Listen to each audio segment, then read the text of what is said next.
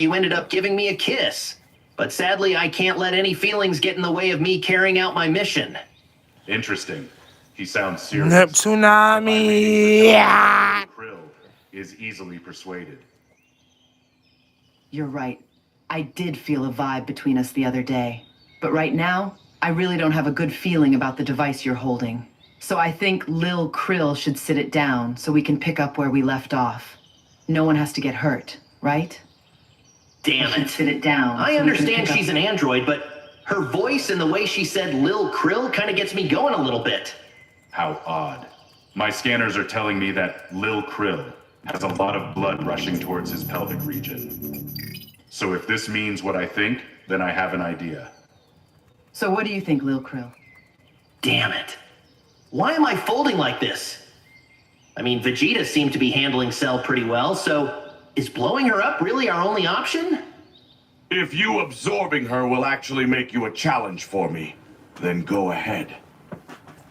Father, what the hell are you doing? Shut up, boy.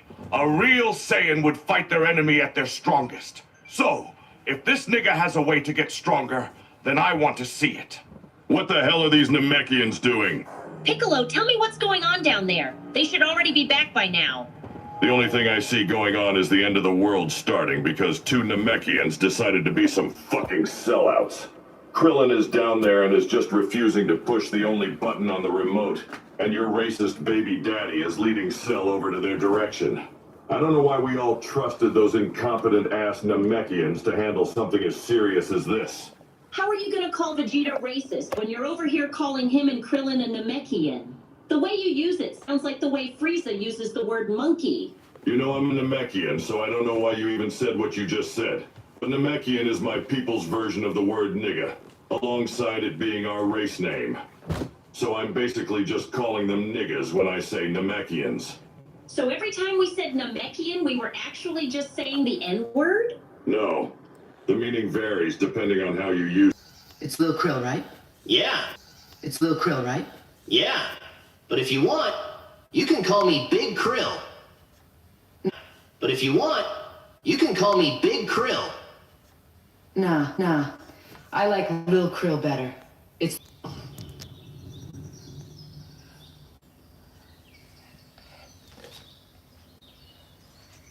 When all this is said and done, I'm expecting some next level coochie from you and nothing less. Of course. All I ask is that you keep that I can't read the TikTok comments. That was always the plan, Shotty. But shout out to everybody on TikTok. I think I see my sister on there. You wouldn't understand. You weren't in love. You were just Your boy. He learned from the best. And what made it worse was that the only time you talked to her was right after her and her brother beat the hell out of us. And even then, while we were on the ground in agony, you decided to start flirting. Talking about, you can call me Big Krill, or whatever lame shit you said. Krillin, you're a down bad sellout. So don't you ever try and tell me, of all people, to stay focused. It's about time you started talking like a real Saiyan. Father, don't try and act like you were any better. You literally led Cell to Android 18 so he can absorb her. If anything, you sold harder than Krillin did. Nigga, fuck you, Trunks. You were an accident. I'm going to the lookout to wait for Kakarot and his son. Actually, I should have made your mother get an abortion. Come on, dude. That's really messed up to say to your son. Don't worry about him, Yamcha. He knows I'm right. He just has too much pride to admit it. Listen, man. If you ever need someone to talk to, just let me know. I can tell having a pops like that must be rough, especially on the mental. I know you and my mother aren't on good terms, but I actually might take you up on that when all this is over. But for now, we need to get back to what Cell is talking about. My first stream will be held in approximately 3 days from now. It will be a quick test stream to make sure everything is running correctly. During that test stream, gifted subs will be 50% off. Then, the next day will be my actual stream, where I will be holding a fun little event called the Cell Games. Just as a heads up, though. Ooh, Coca-Cola. Ah, free Coca-Cola from Sonic with endless flavor combinations to make it yours. Create a Coke your way. Any size, any flavor. Free for a limited time. Only at Sonic. Live free, eat Sonic. The Xbox Ally, as a device, it's meant to bridge gaming and mobility for when you need to play on the go.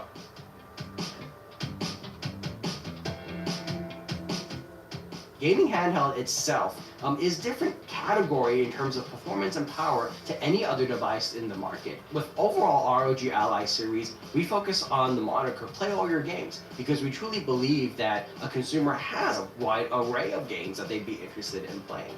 And so with Xbox Ally, we use the power of Windows to help establish a foundation that lets you play everything that you have. The AMD Z series processors are designed for handheld, where there's a great understanding of power and efficiency, and to be able to play with just enough performance but all the battery life that you need. For gamers, it means having hardware selection that supports their various needs. If you're an Xbox player, the Xbox Ally is going to be a new experience for you. And so the Xbox Ally is a PC handheld where you have the depth and the ability to play your PC gaming library. But it's going to feel familiar because it is a controller-based mindset. Having partners like AMD that fully understand the support that's necessary for gamers on day one is critical to making sure that we build the best device possible.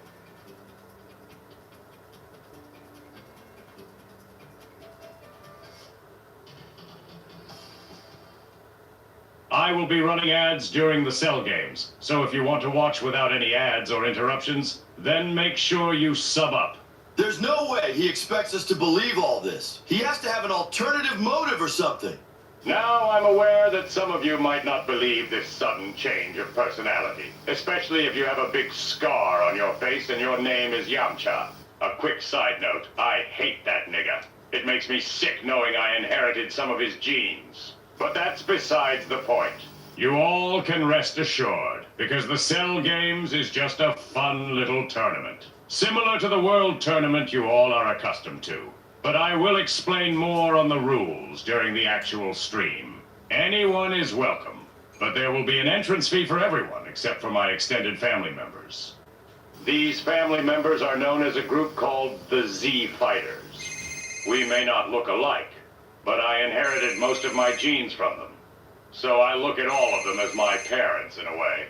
Of course, with the exception of Yamcha. Bro, come on. What did I even do to this guy? Now that I think about it, since he does have some of our genes, that actually would make us his parents in a way. And since we're all guys, would that technically make us gay? Because now we all basically have a shared biological kid. Bro. This nigga Krillin, bro. Why does that even come across his mind? My bad. I probably shouldn't have asked that.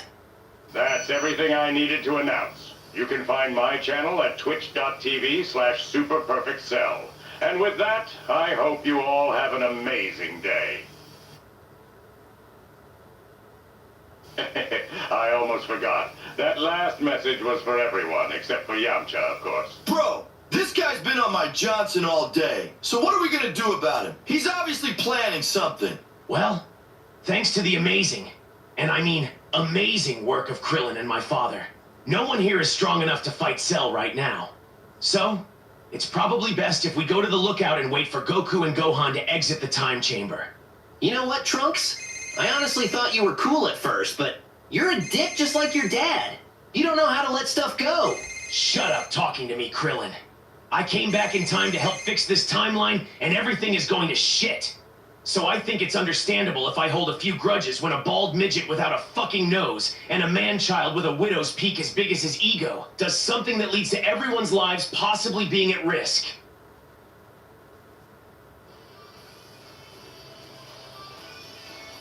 I see you popping out with the turban and cape combo again, Piccolo.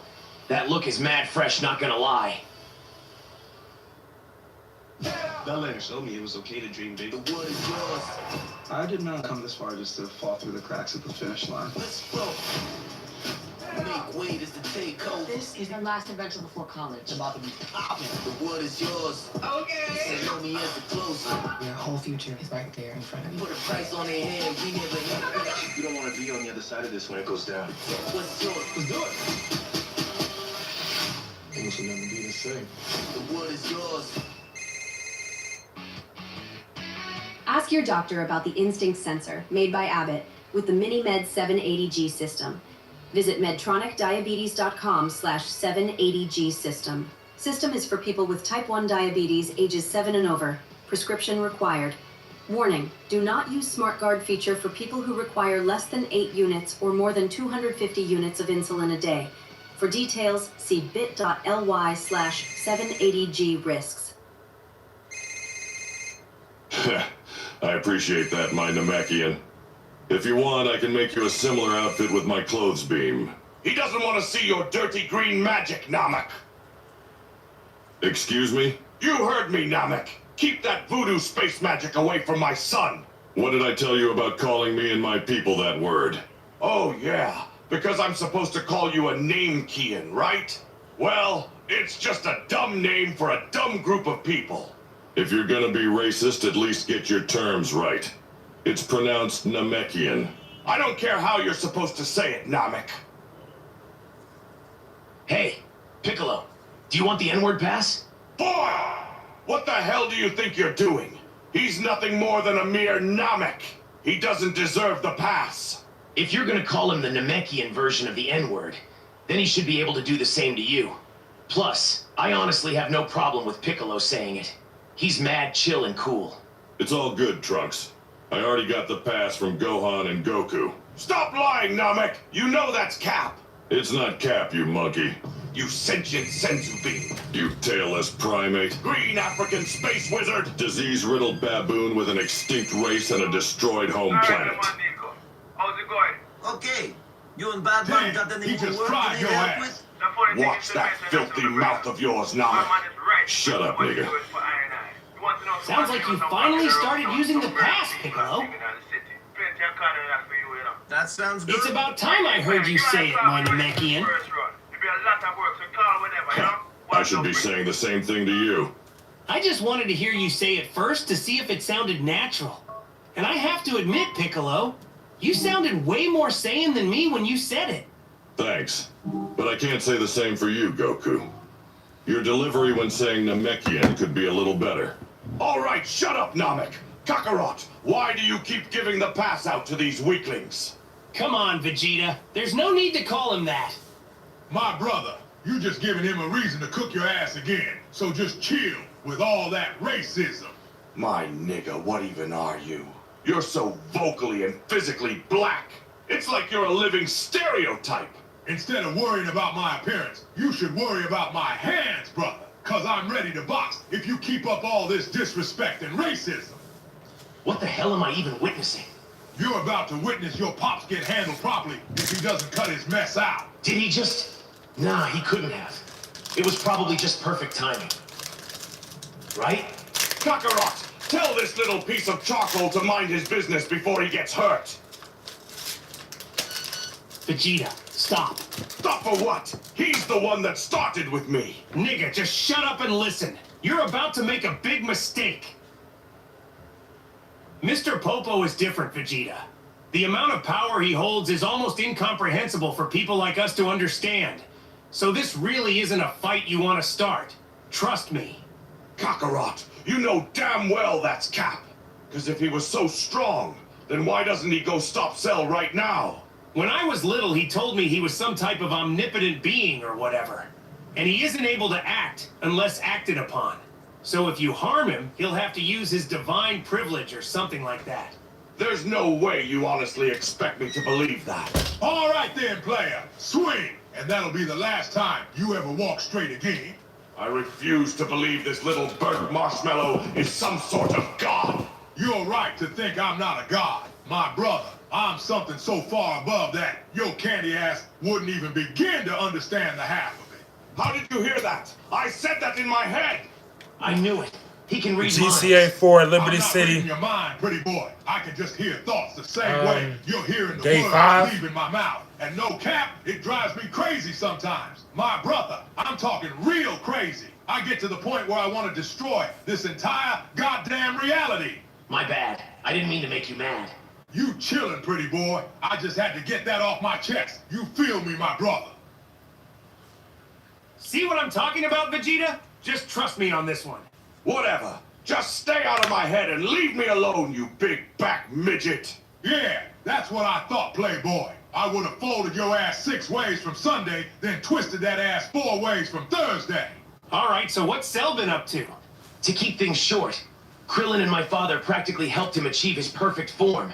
And now he supposedly changed his ways and became a Twitch streamer. Which is obviously a lie. Maybe he's not lying since he hasn't destroyed the planet yet. But I guess there's only one way to find out, right guys? He didn't even care that I let Cell reach his perfect form. That's how I know you're a real Saiyan, Kakarot. Unlike the disappointment over there that I'm forced to call my son. Don't worry, pretty boy. I don't think you're a disappointment. Thanks, I guess. But I wasn't even I know. Oh. Of course. I'm not gonna lie, Piccolo. I think he's standing outside the car like he gonna do something. Don't play with me, Gohan. You shouldn't even be talking with that dusty-ass armor on. And you got those big, unnecessary shoulder pads like you want to play football or something. All right, Gohan, what do you want? All jokes aside, I actually wanted you to make me that same outfit, Piccolo. Lil Namekian, you should have just started off with that.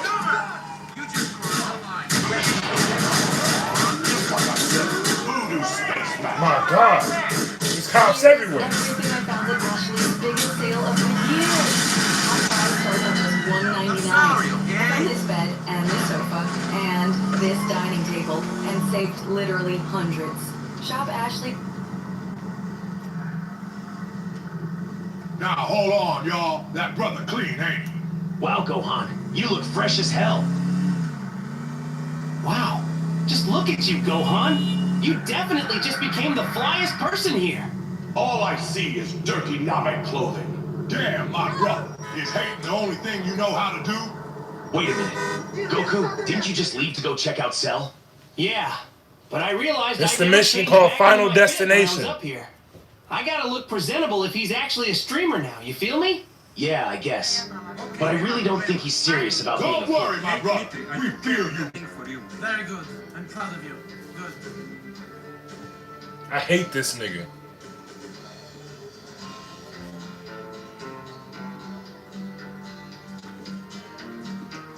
What the fuck is going on? Dimitri, thank you for taking care of that thing for me. No problem. Dimitri, hey, meet my girl Natasha. Oh, So my nice pleasure. to meet you.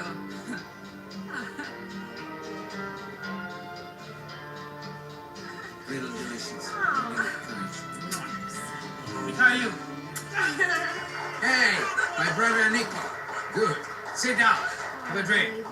Move up, ladies. Move up. Mikhail, we have something we need to talk about. Okay, you can have your Alte Katrina. Come on. Not Come that. to you. In private.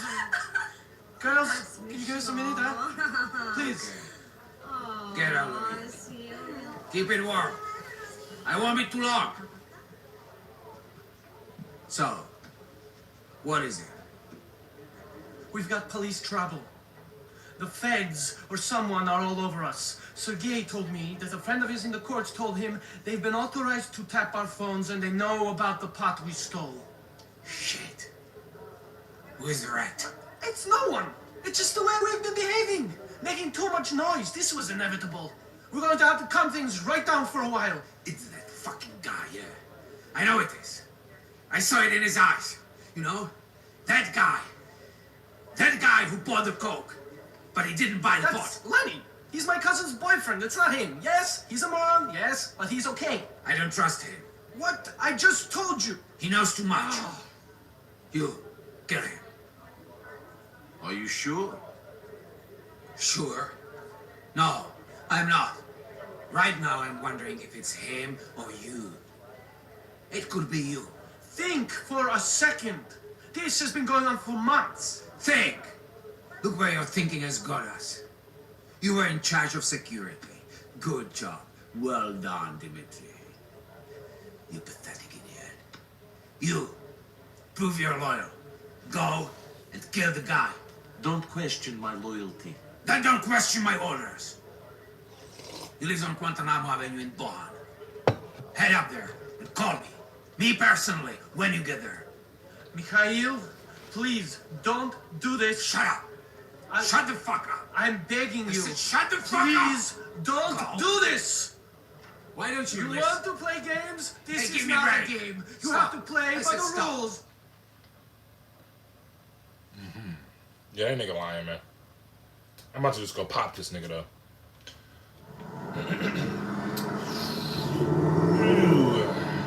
I'm always surprised by how much blood there is in there. I get to shoot a nigga.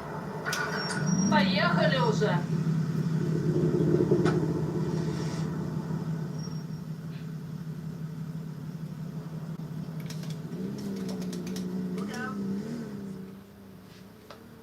Jimmy, did you start the stream yet? Yes, I started it about 3 minutes ago. Thank you, Jimmy. And could you please tell me how everything is looking then? Everything seems to be working properly. The connection and the audio are great, sir. So we should be ready to go live without any problems when you start the cell games. Also, you already have 70,000 viewers. For a test stream, that's very impressive. Shit. Perfect. You can end the stream now, Jimmy. Before I end it, some people in the chat sent in some donations. Would you like me to read some of them? We already have donations. Where the fuck are all the cars and people at? All right, let's see. We have a $5 donation from the Turtle Hermit. There's Freak no that says, pedestrians. how are you going to promote your stream on all the No news cars? channels and not have at least one person shaking mind. some ass? We got pedestrians and cars. I was wondering where the fuck everybody was. It looks like we have a chronic masturbator. Shout out to the two people we got in here. I appreciate Sorry y'all. to burst your bubble, Turtle Hermit Freak, but I plan on having my stream filled with pure entertainment without the need of sexual attraction. Actually, as a matter of fact, Jimmy, ban that nigga. We don't need that type of energy on our stream. Looks like I'm refunding my $5 then. Wait! What the hell are they even showing nowadays? I'm just trying to see some ass. He's still too skinny for my liking, but he sure does know how to shake it. So it looks like I found my beat material for today. We have a 17-cent donation from Keep the Change Lil Bro. He says, get you something nice with that, gang. I'm not sure what he means, but do you have anything to say? He's just trying to be funny, Jimmy. But little does he know that I accept all donations. All right, let's see what else we have. Goodness gracious, slap me senseless like I'm a little thought. We just got a $10,000 donation from Monkey Hater 24. He says, Who did you get?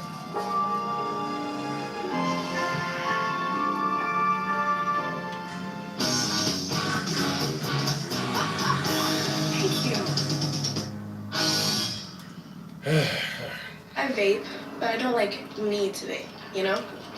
I only do it when my friends do it. I always love to support an evil genius when I see one. Would you mind if we hopped on a call? Oh my God, I love you, Jimmy. You seriously crack me up sometimes. But sure, get him in a call if you can. All right, sir. You two should be connecting right now. Monkey Hater 24, welcome. Why, thank you. But I must say, it truly is a pleasure to meet someone like you. Wait a minute, that voice. Frieza, is that you? I'm appalled you know who I am, Cell. Ha! I guess I'm more popular than I thought. Hey, it's really you. I never thought I would have the chance to have this conversation because I thought you were supposed to be dead. Oh, trust me, I am very much dead. But I do have my ways to reach Hey, the yeah, hit living by a world fucking when train, I need asshole. to. Very interesting, Frieza. I do know you don't do things on a whim, so what made you want to reach out to me specifically? Well, to be honest, I was made aware of your existence 20 minutes ago by some poor soul you happened to kill while you were having your glow-up. They told me everything that's been happening on that planet recently. So once I realized you were doing something I physically couldn't do myself, then I knew I just had to support you in some way. Oh. Well, I appreciate the money, but like I said to everyone else, I changed my ways and have a new passion for full-time streaming. Ha! I respect how committed you are to playing that role. If I was a weak little earthling, I would probably be fooled as well. But I'm not. Nah, my nigga, I'm actually being serious. Excuse me? My what? You know? My nigga? Like as in, my guy or friend? That's something you're supposed to call a filthy monkey like Goku. I mean, So was doing my don't job. ever bring me down to their primitive races level by calling me that. Frieza, remember we're on Twitch. They don't play around with racist behavior like that. I'm sick of people trying to filter me by saying it's racist. They literally turn into giant apes. So in my eyes, calling them a monkey is just an astute observation. How can it be racist if it's true? If you can't realize that, then you might be just as dumb as the rest of those monkeys. You're a funny guy, Frieza. Twitch, he's just joking, by the way. But you actually might be right with that last thing you said. Because some of my genes are actually made up of people like Goku and Vegeta. So if being called dumb like the rest of those monkeys means you're comparing me to them, then I don't really mind. Frieza, you still there? You're not actually being serious, right? You're just being a troll, right, Cell? I'm actually being serious. I forgot to say this, but I also have some of your genes too. So in a way, you're also like my dad. Which would make you and Goku co-parents, now that I think about it. Oh my god, you're actually being serious. Of course I am. Why would I lie to one of my dads? I beg your pardon? My mic must have cut out for a second. Basically, I said I wouldn't lie to you, Dad. Nigga, fuck you. No one with monkey blood running through their veins could ever call me their dad. This conversation is over, and I'm refunding my 10K. You can keep the 3 minutes of my life that I just wasted, because I never want them back.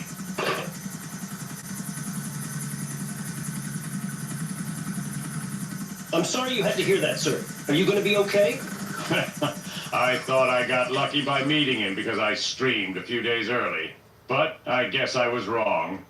Anyways, let's hear one more donation. Then after that, I think I'm going to end today's stream. I understand, sir. Let's see what we have. Okay, so we have a $15 donation from TFS Fan that says, gonna need a Senzu for that one. Is there anything you want to say to that? Make him a VIP, Jimmy. That was an elite reference. On it, sir. After that, I'll shut the stream down for you. Thank you, Jimmy. You really helped me out a lot today with this test stream. So expect a nice check to hit your account in a few days, my nigga. You earned it.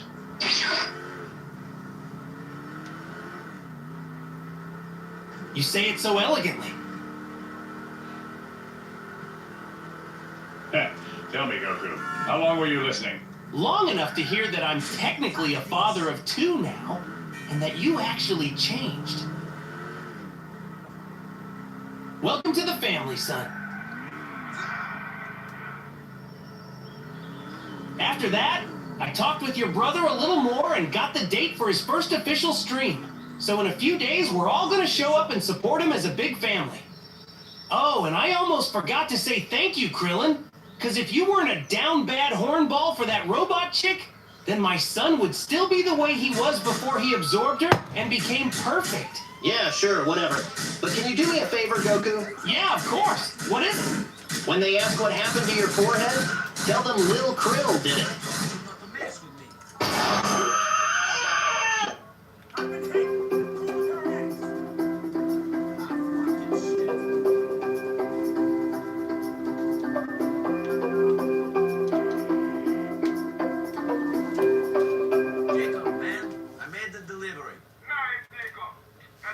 I do not own Naruto or any other series related to it.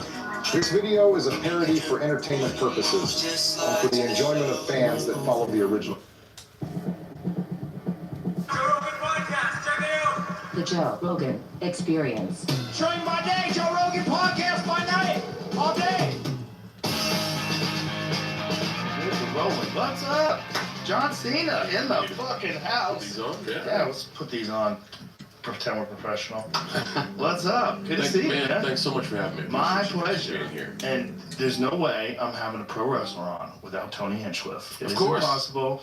He's the expert. He knows more about pro wrestling than I know about UFC. Yeah.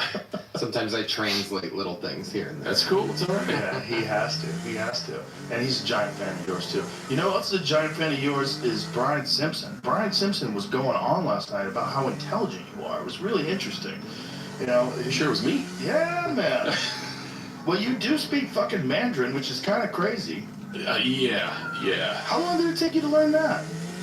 Man, I was doing that for quite a long time. I've since kind of declined on the studies. A wonderful takeaway from the study of Mandarin. Just because you know a language doesn't mean you know the culture. So that was a fantastic experience but I studied Mandarin for like a decade, and I would say like not even conversationally fluent. It was a really tough hill to climb for me. Well, it seems like a really big hill. It's just different. And you know, then even if you use the can language speak and the it, structure. can you read it? No, I didn't even bother to read. And like reading all the characters, understanding everything. Yeah. How long did it take you to learn? Around 10 years. Well. Yeah, and then like I would dream in Mandarin and like have conversations and kick down in that. So it became like a second language. But you know, I lived in China for a little bit. I filmed a movie with Jackie Chan, so I was there for like 6 or 7 months. I lived there in we were in Inner Mongolia, Yinchuan province. So like in China. Wow. And it was fun. Yeah. You're in Mongolia.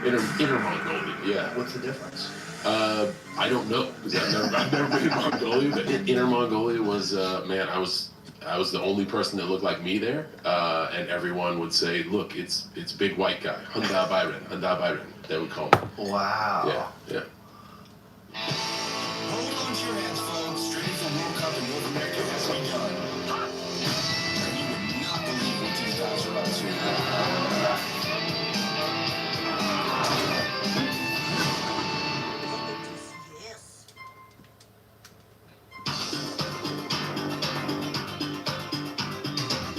Welcome to the neighborhood! Yeah, welcome.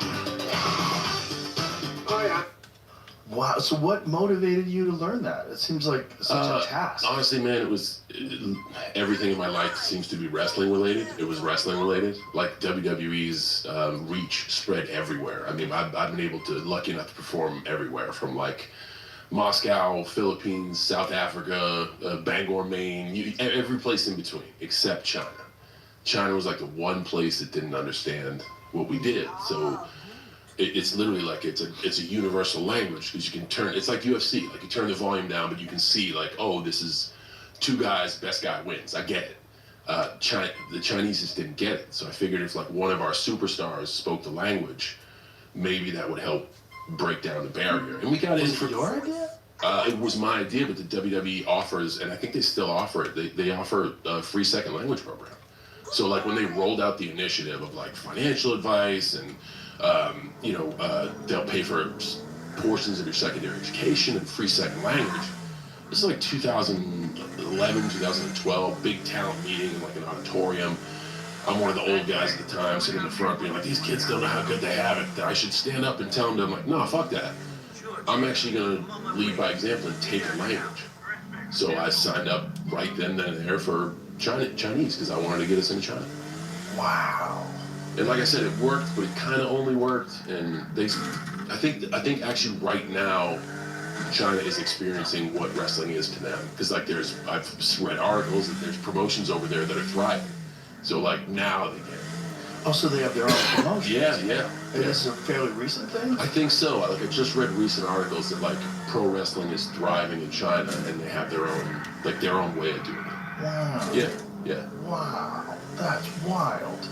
It's wild how like expansive the pro wrestling business is, that they would be that open-minded to say like let's give second language programs to the athletes. Well, it's weird. The origins of the business are carnival related. It is like a carnival attraction, and then it was like ruthlessly territorial. And then when it became national, it's still trying to find its way. It's almost like you see pro sports doing it. You know, the more a sport succeeds, the more benefits they offer to their competitors and athletes. So, WWE kind of hit that stride. Yeah. It's just such a smart thing to do. Yeah. Well, you give your talent the opportunities to gain knowledge and wisdom. And the sad thing is, I don't know how many people did it, or do it still. You know. Was there anybody other than you that you know of? Two other people. Who? Claudio Castagnoli, who speaks, I think, 4 or 5 languages already, and he just wanted to take like a brush up course, and Natty Neidhart. Wow. Yeah. That's it. That's Everybody else is like, not gonna do it. Too much work. Yeah. What was the not knowing the culture aspect? So man, I got put in a bit of a hot spot with I made a pact to myself when I was like, okay, I feel fluent. We would do these global press tours, and I just happened to be on a global press tour. I'm like, you know what? I'm gonna do 70% of my media in Mandarin, like in dialogue. And I gotta say, I did it. Like, I went over there, spoke, people were taking off the translator headphones, like life was good, everything was great. At the very end of the day, as with all these press tours, you do like a bunch of prompter reads. So I'm doing prompter reads for everywhere. And it's like, hey, go this place and see this movie, go this place and see this movie. And no, my bad, I didn't check the reads because it's like an end of a 10-hour day, you do a million of these things. And one of them said like, hey, Taiwan, see this, and it was all in Mandarin, and the opinion described Taiwan as a country. So be the first country to see this. Now over there, they look through a different lens. Like geopolitics are murky waters, man. And that's when I learned of like, I just said it, left, everybody was cool. We'll just get there. Damn these people. Hey, Roman. Кое первый тип? Brucey, have you met my cousin, Nico? This is Brucey. We met online. Oh, loveme.net? No. In a dark corner, doing dark deeds. We're both players, my friend. Players. VIP. For real. Classy, but also sexy. That's how I like my women. I work at it, so they should too, right? Yeah. What is he talking about? Brucey's a dreamer. He understands my vision. Oh, so he's an idiot. Hey! Screw you. Listen, man. You should try going online. I know how to go on the line. I just haven't done it here. Of course. Technophobe. Luddite. We gotta get you online. It's a world of opportunities. Such as? All kinds of things. Yesterday, I was online, and I discovered a blog about women who don't like to shave. That's pretty important. Listen, I promised Brucey I'd go out with him. Can you go out and get it sorted? Okay. Go to Twat and register on one of the PCs there. A pretty girl is expecting you. I did my thing. Like I read the prompt. It was like a Ron Burgundy moment. Like, go fuck yourself, San Diego. It's like the most offensive thing you can say. So I'm like, man, good job, John. You said you did 70%, and people understood what you were talking about. And then they put that out, and everybody was like, what the fuck did you just say? That's not how we do it over here.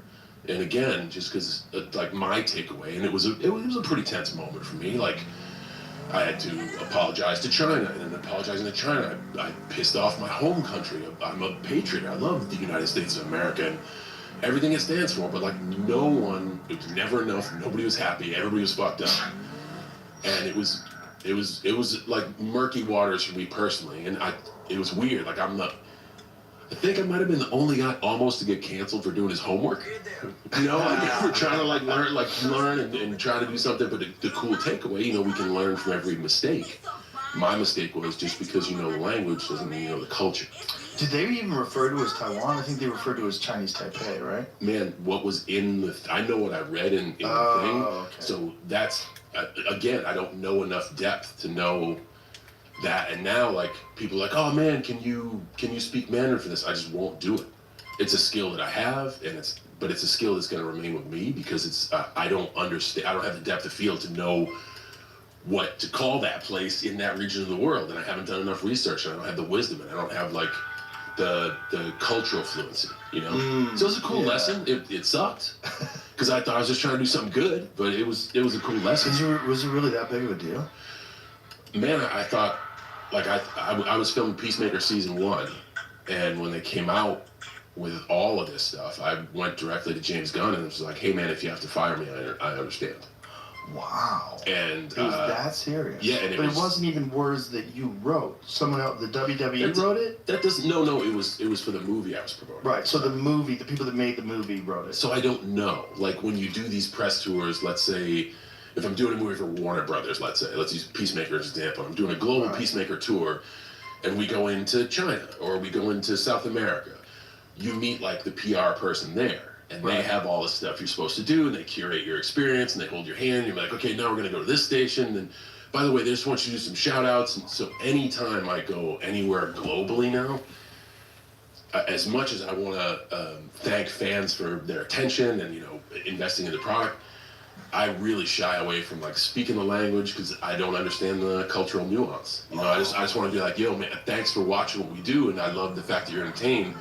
But I want to speak to you at a level that I understand that I'm fluent, because you're boots on the ground here every day, and I might say something that's a nice gesture, but completely fucking offend you, and that's not good. That's not good for anybody. So was the teleprompter in English and No, translate to Chinese? No, everything was in Mandarin, and in Chinese they have the characters, which are virtually impossible for me to learn. There's like an infinite number, but they also have what's called pinyin, which is it's kind of spelled out in English with phonetics. So it has the 4 tones. Okay. So if you were to put something in front of me in pinyin right now, I could definitely read it.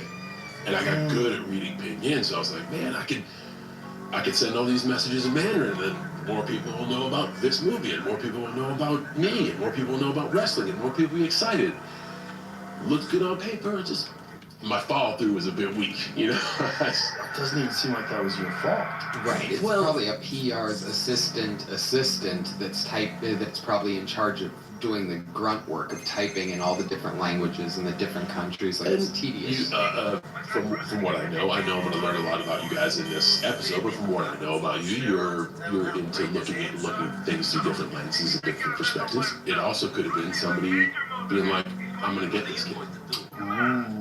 But here's the thing, I do appreciate you saying, like, it's not your fault. That's not true. It was my fault. And I think that's when I can start to work on, like, well, what did I learn from this? And I could easily blame a PR, an assistant. I could say somebody had a target on my back, all that stuff. I fucked up. Did you suspect that somebody might have set you up? No. Well, you're saying it like it's a possibility. Well, man, when it happened, every theory came. Like, here's the thing: the world doesn't revolve around me, but my little world. Everybody was like, they fucked up. They did this on purpose. I was like, well, first of all, who's they? So I was able to kind of eliminate all that. And once I realized I could still go on working, I really made a lot of people angry, and for that, I'm sorry. Like, again, I was just trying to. That's crazy. Just by saying that Taiwan's a country. Hey, there's no money all day. How many times do I have to tell you? Keep an eye on the fucking girl. Господи, что? Каждый раз ответа. Или Богу твоему так же наплевать на тебя, как и всем остальным. You're a superstitious old crone. I'll see you in hell. Someday I'll crucify you. Nico Bellic. Yes. Good name. Good name. Where's Dimitri? He's busy. He said he had something to do. Something. Let me tell you something. Me and this guy, we were in the army together. We were in prison together. We are like brothers. Now it's always something. Always something. Always something, yes. You want a drink? No, thank you. Well, I do.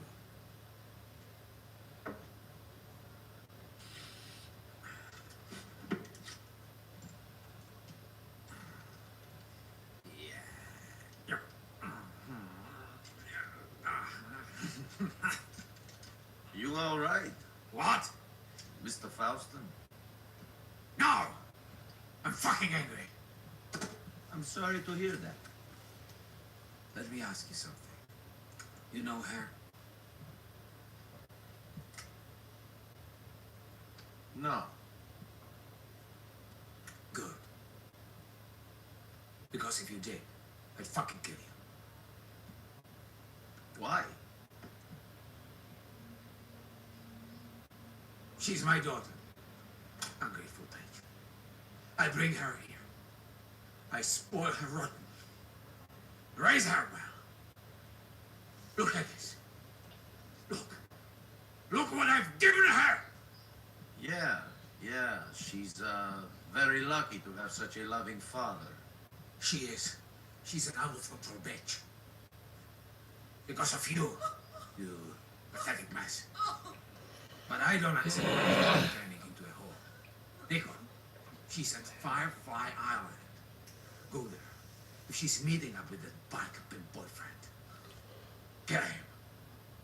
Find Dimitri. Biker pimp boyfriend. Have him call me. Sure. Nigga, the only biker I know. In Chinese though, right? You know, like those are murky waters. Dude, I was just at Firefly. You know, like I'm not even thoroughly fluent on the U.S. policy. I think it's like a territorial ambiguity or some shit like that. Like it's so weird and it's so fragile. And I got into some water I shouldn't have been swimming in. But that's on me. It's not. It was my fault.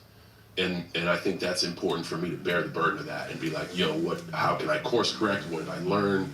Who do I really, really genuinely have to apologize for offending? The biggest thing that was a kick to the nuts is when like people stateside got pissed off. Because you apologized. Yes, in Chinese. And I understand it, I mean, completely like bowing down to the demand of this. That gosh, what a shitty move by me. Like I should have taken a breath. Again, what did I learn? Don't be reactive. Take a breath, find out what's going on, find out the best path of action, maybe give it a few days, maybe give it a hot second, and then move forward. But immediately I was like,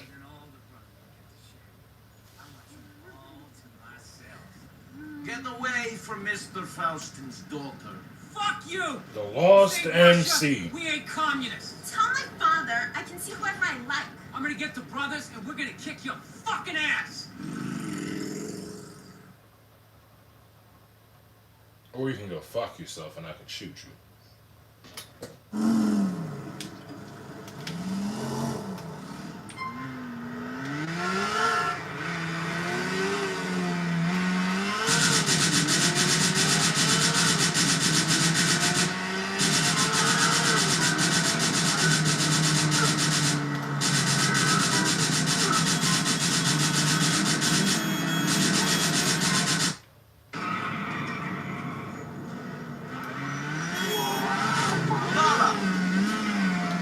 Easy work.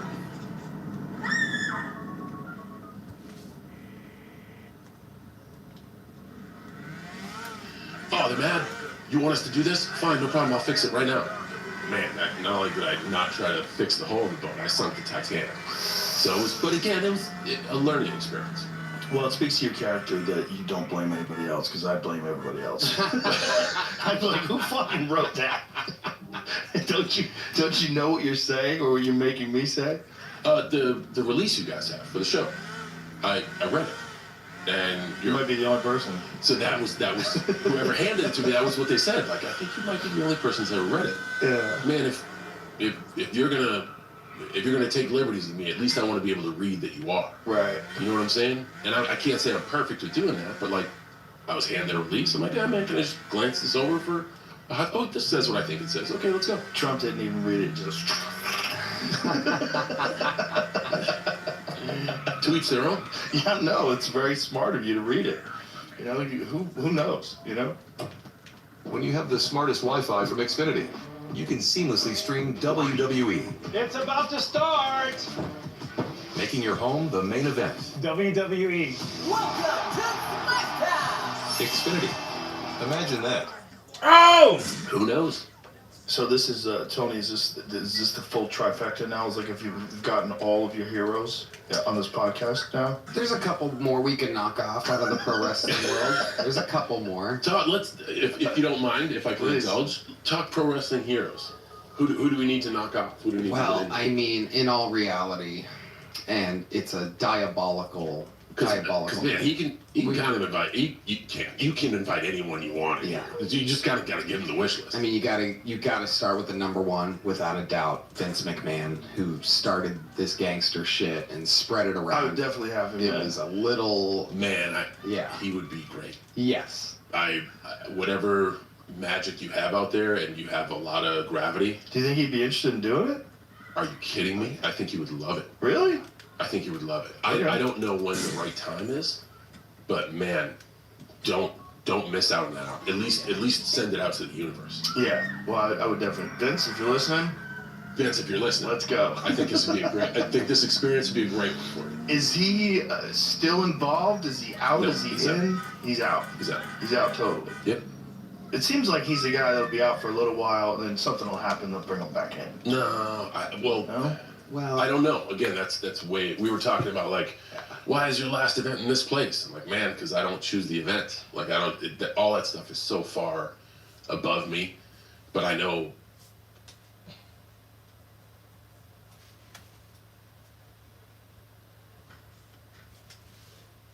Hello?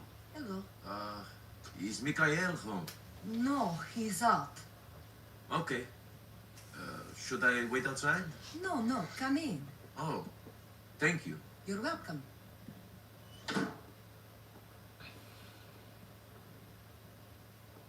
Sit down. Thank you. You want some tea? Sure. Mikhail doesn't let me use this anymore. Says it makes us look like barbarians, uncivilized, like immigrants. Oh, yeah? I know what you're thinking. It is a bit funny coming from him.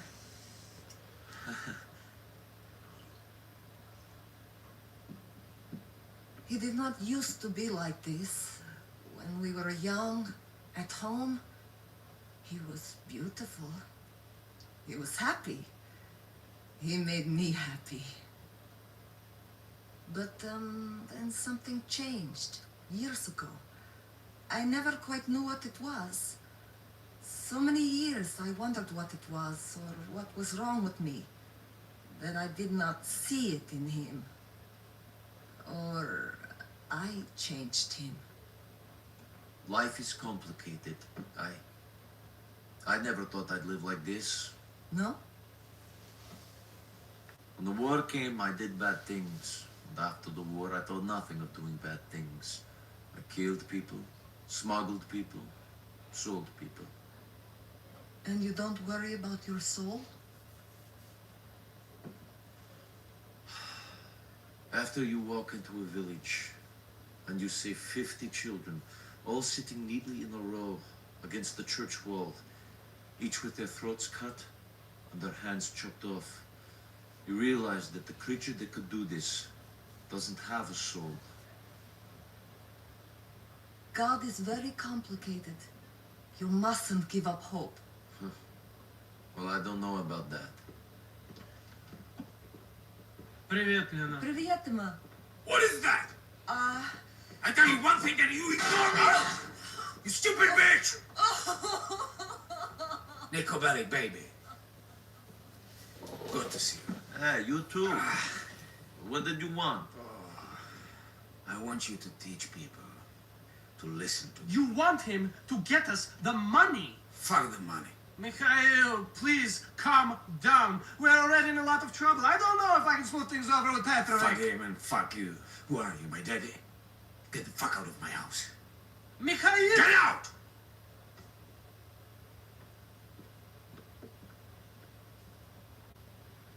So, what do you want? This prig who owes me money owns a garage in Chase Point.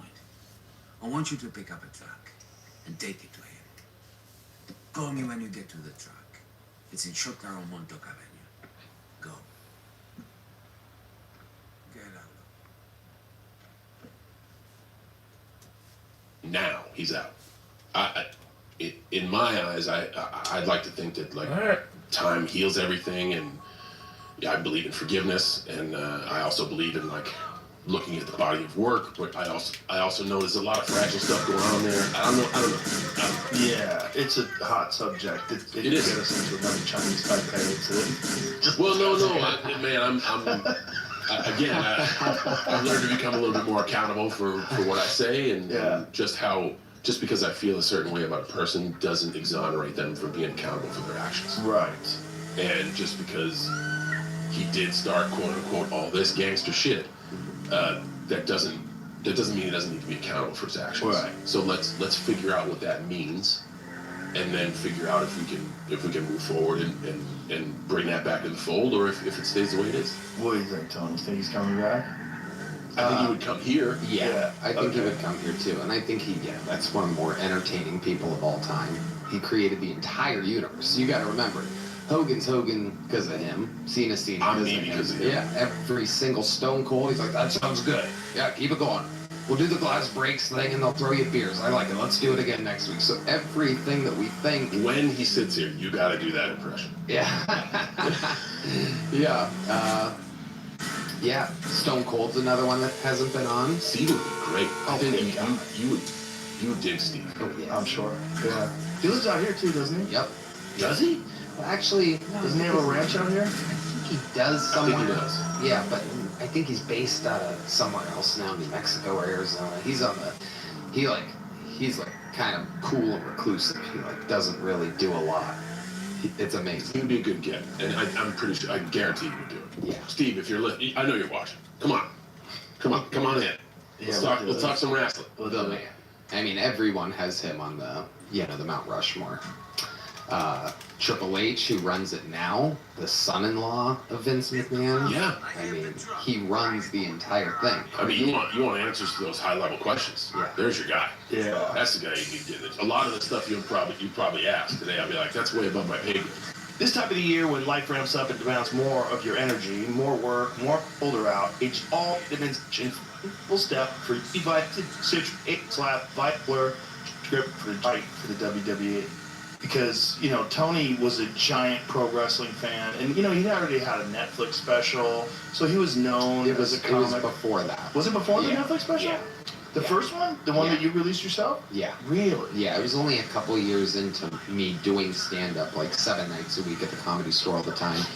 And somehow I ended up, someone's like, hey, I have a friend in WWE, if you want to have a meeting with them, just talk. And I went in with straight-up ideas.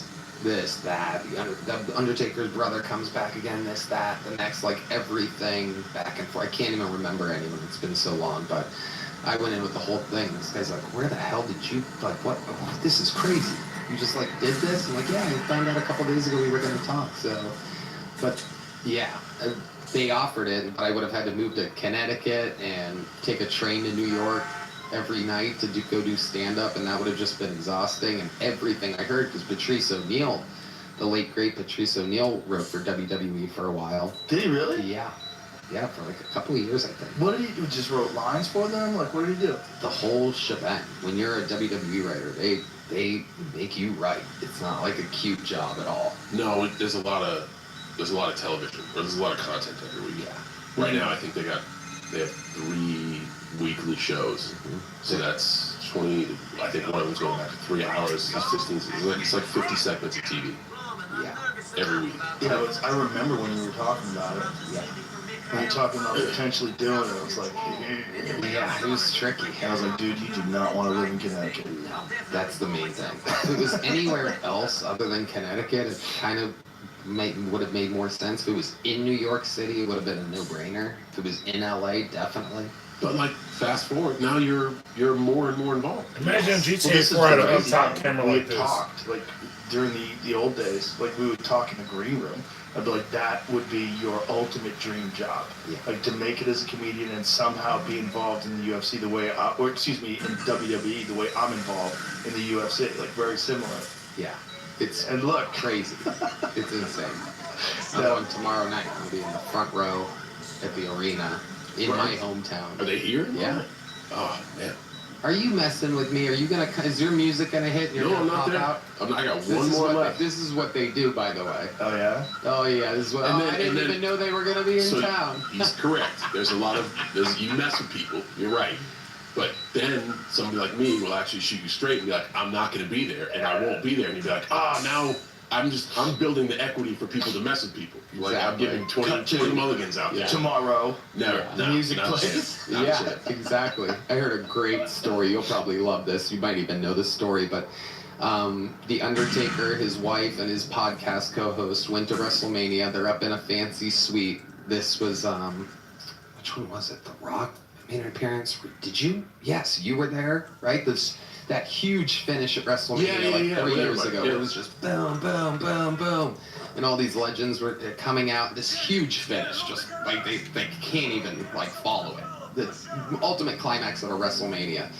And one wrestler comes out, interrupts this huge main event, and then another one, then another one. Anyway, The Undertaker, his wife, and his podcast co-host were up in the suite. Undertaker goes, I'm going to go use the restroom. They're like, he's been gone a while. The lights go out, the bell tolls. They're watching from the suite. He's been gone for like 10 minutes.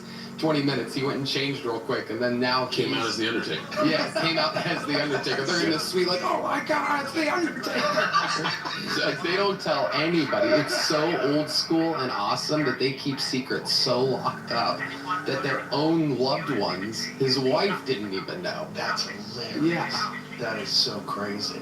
It's fun to be able to surprise a live audience. Oh yeah. Oh yeah, I mean, it's got to be a big part of it. How did you get involved in pro wrestling? Were you a fan as a kid, and then? I sure was. I think we have the same gravity of like, man, I was a super fan as a kid. But then I fell out of it, admittedly, kind of when Hogan went to WCW.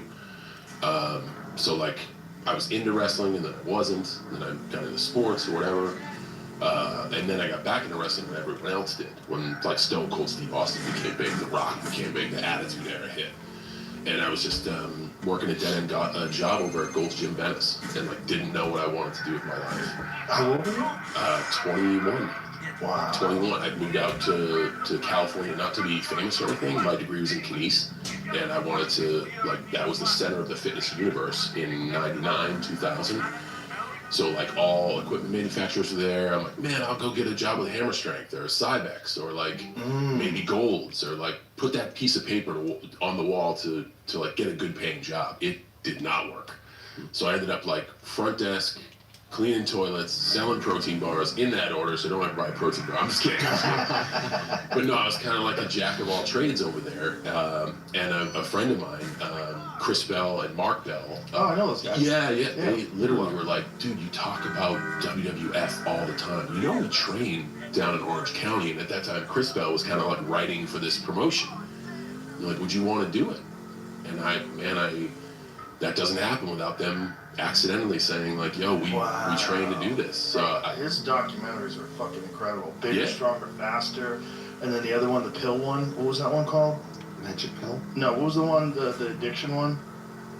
That Chris released. But Bigger, Stronger, Faster is such a fucking great documentary. The Bell family, I've been friends with them for a long time. Great guys. Yeah. That documentary like blew the lid off of like the reality of steroids. Prescription Thugs. That's another great one. Yeah.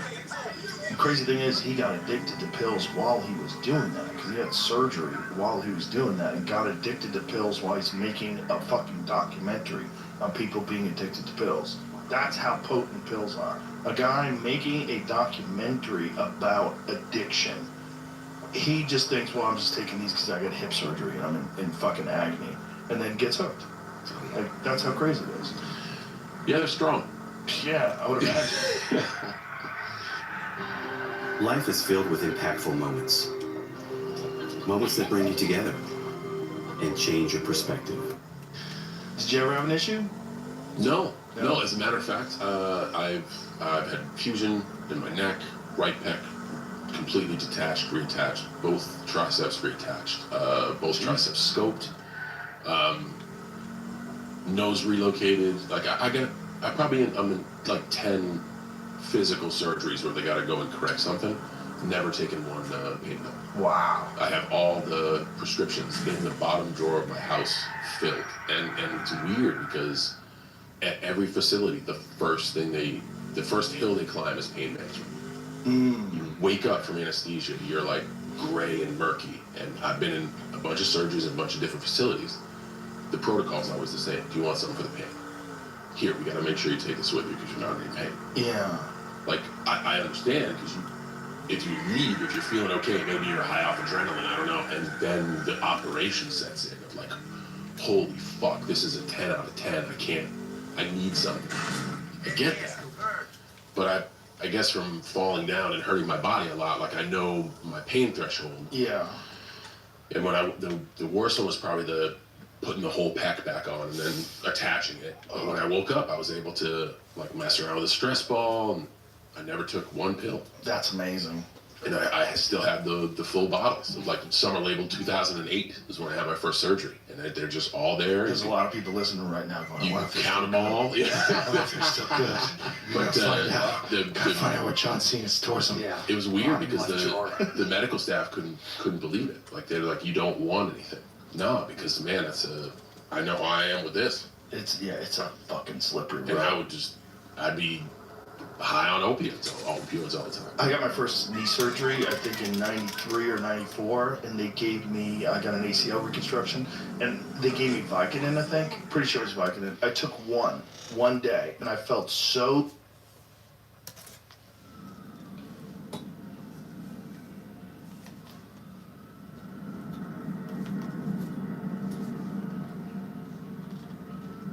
Dimitri. Hey. Sit down.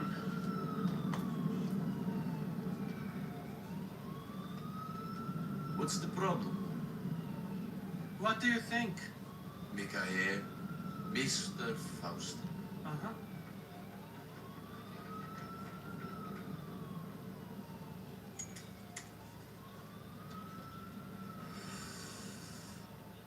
You're given a choice. Kill your best friend or die. What do you do? And there is no way out? Not now. Not after you killed Petrovic's son. You don't have any family. You could run. Wherever you go, people will find you if they want to badly enough. And for this, they want blood. But you and Mikhail, you have so much history. Sure.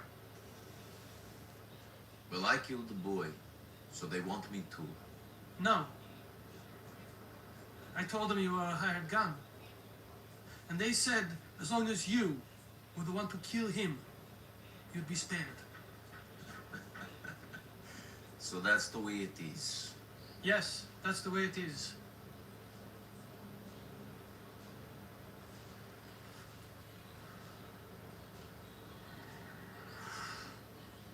He'll be leaving his house in a little while and heading for the club.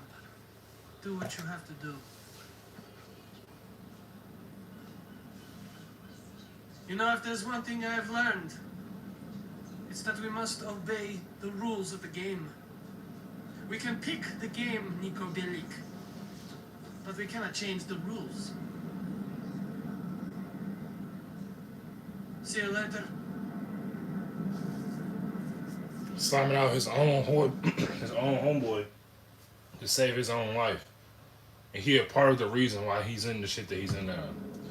It was stupid. Crazy, man. I was lying on my couch watching TV, and I felt so dumb, and my knee still hurt.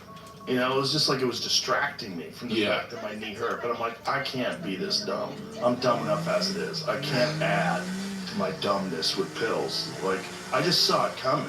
You know, and also I knew a bunch of guys who had pill problems. I wound up selling my pills to a friend of mine that would sell pills. Gosh, I should have taken your idea. I could have made some, Yeah, made some cash. I only made like a couple $100 or something. I don't even remember. It was like in the 90s. But I remember just that one pill. And so then every surgery I've had ever since then, they always offered me stuff, and I never took anything. I got my other ACL reconstructed in 2003. Never took anything.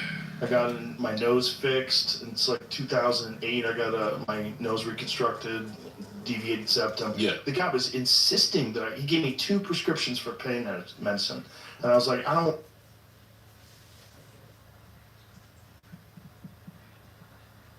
Niko Bellic. You and Dimitri are taking over now? This is not about taking over.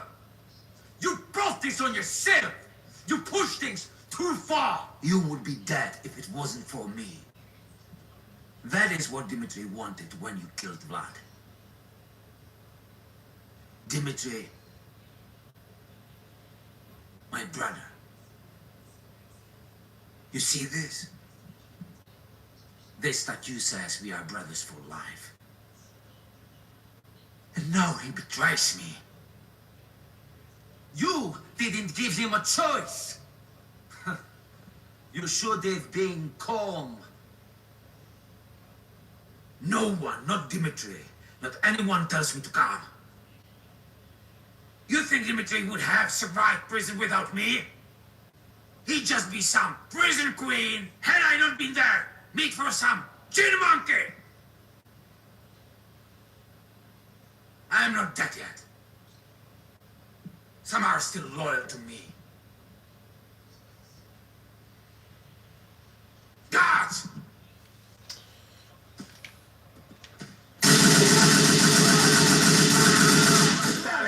Learn nothing, Barry! Gear up! Destroy the line! See! I go back! Guards! This is your I'm gonna shut this. You're surrounded now. I got the pussycat in sight.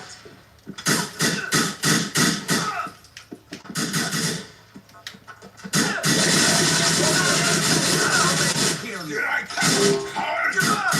I got a lock on you.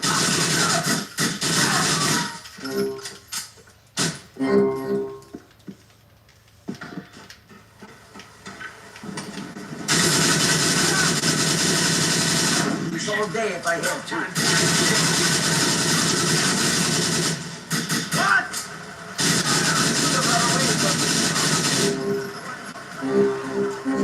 Dimitri turned on me, not the other way around.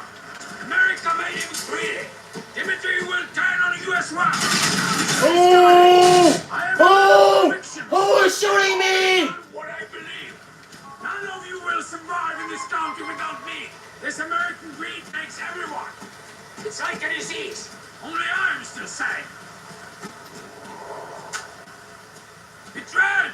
Betrayed by Dimitri and by you! Too kind!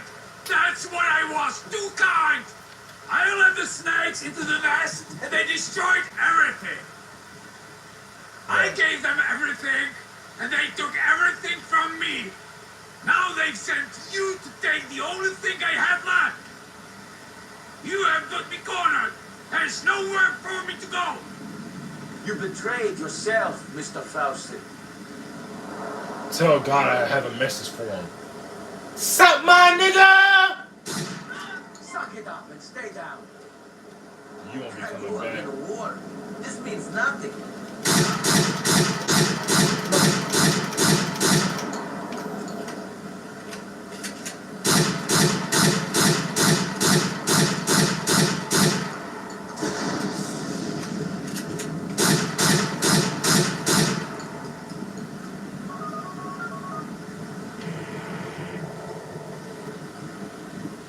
Austin is dead.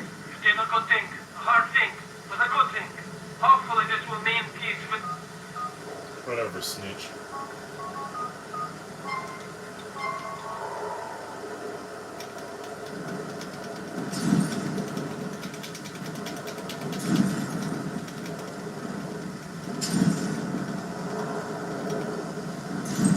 Why? I was like, is it gonna get worse than this? He's like, it could get. I go, right now it feels like nothing. I should probably get the fuck up out of here if now. you've been, again, like you've been beaten up so many times. Your body, you're so used to just being in pain. And I think for some people, it's just the daunting anxiety of pain itself is like they just want a pill before they even realize, like, I can kind of just, yeah, it sucks, but it's not going to suck forever. It's going to heal. So let's just deal with the suck and just lay here. Put some ice on it or whatever and just relax. And along with that, it's kind of like your body's natural way of saying, like, okay, maybe push a little bit more. Try to get a few more degrees of range of motion in physical therapy. If those senses are numbed, right, and like shut off, right. First of all, you do feel just like I don't want to do anything, so you won't work. But in many cases, you won't work to do the work to get better. To get right. Or you just numb. You don't know the messaging. You can't listen to your body. Yeah. Like if it's really, really in pain, maybe your body's trying to tell you something. I always assume that people feel pain differently. I mean, I just would imagine. Like people feel hot sauce differently. Like some people, they can't have any spice. Some people fucking can have, like, you know, death peppers and they're fine. So, all right, I'll throw that out to the group. Is pain a personal experience? No! For you uncontrolled nasal polyp sufferers, Dupixent is an add-on treatment that invites you to go beyond. Dupixent goes beyond your nasal polyps by helping block a key source. I mean, there's no way I'm as tough as you guys, so yeah, it has to be. But I think in other dimensions you might be way tougher. I don't know. Maybe. I think there's something. You don't know, Tony. I can't imagine the dimension. I went and visited a firehouse the other day, and I was going down the pole going, wee! Like, you guys wouldn't do that. I would do that. So in that aspect, you're tougher than me. Yeah, you can take ridicule. And we can take ridicule really easily. But I don't know what it feels like for other people. You know what I'm saying? I mean, I would assume that everybody feels the same. But you know, one of the reasons why I think maybe it is, like, it's different, but because my mom has a crazy tolerance to pain. Like my guy my stem cell guy in LA, my mom had a real knee issue, and he was treating her as well. And he goes, it's hilarious. Your mother's just like you. She just takes it. Like, she doesn't even flinch. Just stick it, like, he's like, that doesn't happen to, like, 75-year-old ladies. Like, take a needle and shove it in their knee and push it, and she just doesn't move. And, you know, she's like, oh, it wasn't painful. It was no big deal. It's like, you know, a lot of 75-year-old ladies would be fucking sweating and freaking out seeing the needle. Pretty sure I would be, yeah. But I don't know, you know, I don't know what it feels like to other people. But like when I got my ACL, my right ACL reconstructed, it was a lot easier because it was a cadaver, and I recommend it to anybody. The difference between a patella tendon graft recovery and a cadaver recovery is literally like 6 months. The difference is the cadaver was so much quicker. Wow. Oh my God, because the cadaver, they take it, I mean, it's all swollen and everything afterwards, but it's... Hey.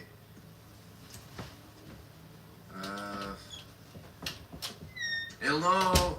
I'm busy. I said hello. Ow! Motherfucker! Is your boss around? What'd you do that for? Is your boss around? Yeah, he's around. Brucey, some fucking Polak asshole for you. Pleasure to meet you, too. He's not a Polak. He's a gentleman. Still a fucking asshole. Sorry, Nicky, man. How's things? Okay. Sweet. I got you, man. I'm big, but I'm also fast. Wake up, boy! Ooh, I'm sorry. Can you show me that again? Enough, man! Enough! Oh. Fuck me, Be all right, huh? That's some Red Army shit, serious. You gotta show me that one. I'm all about power. Come on, touch my pecs, man. No, thank you. Rock hard. I bench 450. I'm like, no. Yeah. Shit, no shit. What are you doing here, man? Well, Roman said maybe you needed some help, and we need some money real bad. Shit, my bad. Yeah, of course. Love that guy. Love him. I mean, I am no chubby chaser, but if I was and a queer, I'd be in trouble, you know what I mean? Let them know. Hey, I'm shitting with you. Brucey likes pussy. Remember that, all right? Okay. All right, now, Nicky, listen up. I know you guys need money, bad. Yeah. This ain't a nice job. Not exactly mom and pop shit. No problem, as long as the pay is good. Sometimes people fuck other people over, okay? And the people that fuck other people need to get fucked with, especially people that go into hiding before they can get on the stand and put a lot of guys inside for a lot of time. What? I need you to whack some people, only they're in hiding. How do I find them? Man, you're cold. You didn't even blink. Love that. I fucking love that. You gotta steal a police car, get on the computer, give me a call. They're easy to hack. Not really. All right, Brucey. I'll give you a call. Ice cold, man! Ice cold! Whew.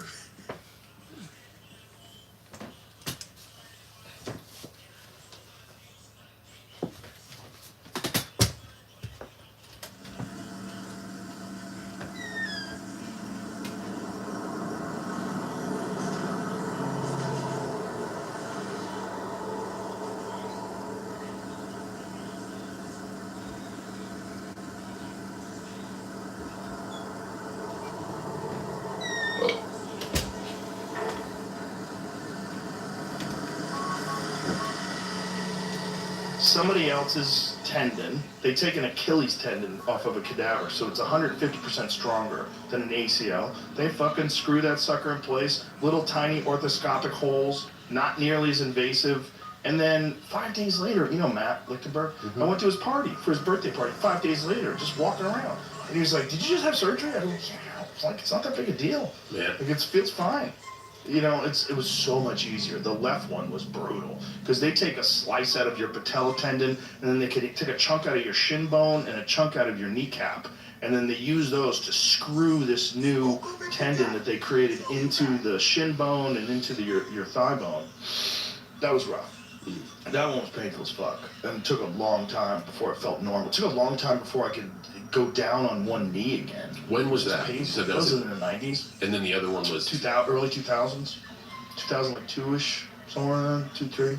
I mean, 10 more years of performance surgeries, 10 more years of medical. I just think it's the because they still do that patella tendon graft, and I think George St. Pierre had it done that way. I know a bunch of people that I'm friends with had it done that way, and I was like, oh, don't do that one. Yeah. Do the cadaver. But people are worried, like, what if you get AIDS? Like, yeah, Jesus Christ, you're not going to get AIDS from it. Stop. And it's also, it's like, you feel better before you are better, unfortunately, because the way the tendon works, so when they replace a tendon with a cadaver, it's not like you have this guy's tendon in your body. What it is like is that tendon is a scaffolding, and then your body reproliferates that with your own cells. So over the course of 6 months, my body had filled in all of what used to be a cadaver with my own cells. So you'll feel like it's better before it's better. So a lot of MMA fighters, they start training too quickly and they blow it out again because it's still soft. That's always the concern. It's always in any. You feel good, and you're like, man, I can do this. Especially animals, you know, guys are just used to pain and used to pushing, you know, and they just pop it out again. I know multiple MMA fighters that have had knee surgery and blew it out while they were recovering. In just a few months more, they could just they'd be all right. It's impatience will be back in there. And then it's even worse because you got to drill into the same holes and pull it out and open you up, and it's more invasive surgery. They got to remove the screws and fuck. Yeah, but I don't think everybody feels pain the same. I think it's a genetic thing. I mean, it's just an assumption, obviously, because I don't feel what other people feel, but I think some people are just, any kind of pain, it's just they can't function. They're just in agony, and I think those people are way more vulnerable to the pills. That's just my assumption. That's a decent perspective. I definitely, I would agree with pain is a personal experience. Like there are people who, I mean, I've seen people like, I can't believe you go through that, and then people be like, but you get the shit kicked out of you. I can't believe you do that. It's all relative. I would be shitting cufflinks if you get that stem cell needle out. I would be sweating right until the fucking final moment. Like some stuff I can't take, you know. So I guess it is. It could be combined with like what we fear in life, or maybe fear of hard work or fear of effort. Who knows? I don't know. I think it's also being accustomed to pain.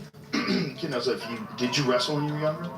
No, I played football. You played football. Well, that's just like that. In that you're always in pain. I mean, if you're playing football, you're always colliding with people. You got a shoulder that's fucking with you. Your back's fucking with you. It's like it's never ending. I've always said that there's some value into losing a fight. Oh yeah. Like I grew up with 4 brothers, and we kicked the shit out of each other, and I was not always on the winning side. So very early on in my life, as a young person, you know what it's like to lose a fight. Oh, it's very valuable. And I think there's a lot maybe to do with the pain conversation there, of like just flat out getting your ass kicked, and then being able to dust yourself off and be like, I'll get you next time, you know, like it's not over, you know what I'm saying? Like, we're brothers, we're gonna fight again, you know, like. It's also knowing, like, why did he beat me? What can I do to beat him next time? You know, like, if you don't have that in your life, also, if you don't know what it feels like to get your ass kicked, you get a little mouthy. I mean, how many mouthy people do we know that have never been fucked up? And I think that's why. Like, there's real consequences. If it actually comes down, you start yelling and you get mouthy. If it actually comes down to it, and we've all seen many of these videos on the internet where someone just don't know what the fuck they're asking for or what they're getting into, and then all of a sudden they're getting hit. And man, I'm not perfect, and there are days where I'm short of patience, but when it gets to that weird spot of like, yo, someone's gonna get hit in the face, I always try to like lean on diplomacy. Always. Always, yeah. Please, let's not do that, because that fucking sucks. And I bet a lot of people say to you, man, if I was you, I'd be fucking everybody up. That's the dumb people always say that. I'm like, it doesn't end with that. Then this guy gets his brother, or he shoots you, or they run you over with a car. Or you think you're gonna fuck somebody up and you get fucking handled. Right. Like, you never know, man. You never know it's anybody else's story. You know? You never know. There's so many people out there that train today. It's so much different than when I was younger. Like, you would assume that, like, I assume that a solid 10% of all men you meet have martial arts skills now. Because of the UFC. Yeah, certainly Western society. Yes. You know, the gym every plaza. Also, there's so many kids that, like, watch UFC and then practice with themselves. And you can learn a lot just doing that. And we've got guys learn a lot just watching it on TV and then emulating it at home with their friends. You can tell those who watch WWE when those moments happen, they try to do something crazy. Oh, yeah. How That's many guys have fucking thrown their buddy onto a conference table or something because they thought it was the way to do it? You know, I mean, the fucking sheer amount of punishment you guys put yourself through is staggering. I mean, it really is staggering. But thank you very much. It is all for the good. Like, it's like a pro football player, pro hockey player, UFC. I think the beautiful advantage that we have is that we can make choices on what we do. So when you're in UFC and they close the door, it's kind of fucking best person wins. You know, it's survival. When we're in WWE, the most step in the ring, we're in the bell, we're working together to put on the best show for the audience. And in that process, you can calculate the risks you want to take. And I think that's what allows somebody to be able to perform for 23 years. You know, I don't know if I know that age-old stat that everybody says about, like, the average NFL career is what, 2.5 years or 3.5 years. I don't know what the stat is on average UFC career. Like, how long, what's your window to be functionally profitable in UFC? But I know because our risks are calculated and we're working together rather than against each other, the math is way higher for you to have like a 10, 15, 20-year career in WWE. But that also is 10 more years of falling down, 15 more years of falling down. So it's weird. Like, you can choreograph the risk, but you have to do it time and time again. And the schedule in WWE just changed. Like, to do 70 matches a year now in WWE is like, man, you're a workhorse. We used to do 220, 230. Which is so crazy. It's 220 days of trauma in a year. Because you're getting, no matter what, you're getting some trauma. No matter what. A guy body slams you, something happens, you're colliding, you go off the ropes, you're smashing into each other. I get such a warm feeling when first-timers go into the ring for the first time. It's like, oh, it's like a bouncy floor, and then they fall down once, and like the wind's knocked out of them. They're like, my brain moved. I'm like, yeah. Now you gotta do that again and again. But it's weird. I've gotten to work with a lot of stand-ups, and WWE is kind of changing. I would say it's on the progression of a stand-up, making it to just like a stadium tour.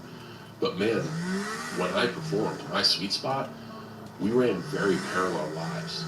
Like I've worked every city, Hampton Beach Casino Ballroom to Madison Square Garden, like to the Saitama Super Arena, to AT&T Stadium, to Bangor, Maine, or to Valparaiso, Indiana. Like, you go to all of these places, and it's like Friday you're in one place, Saturday you're in another place, Sunday you're in another place, Monday you're in another place, Tuesday you're in another place. One day to drop your shit, one day to catch your flight out, and do it again. Like, it's kind of, we're kind of like touring stand-ups. Very similar. Yeah, except and you're responsible for your own trans, like, and I'm speaking from I don't know how it is now, because I got one left when I'm done, but you were responsible for your own transportation, booking hotels, like, they were just like, hey, we're starting here, we're ending here, good luck.